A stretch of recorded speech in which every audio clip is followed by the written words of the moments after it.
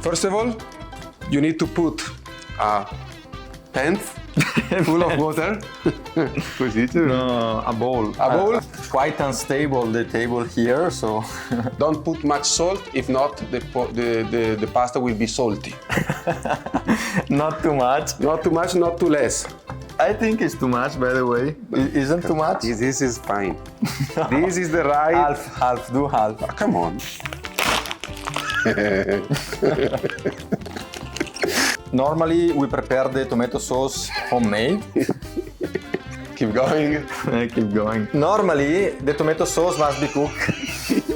So it's the third time that I'm trying to do this, and Michele is going to present. This is very easy. You just need.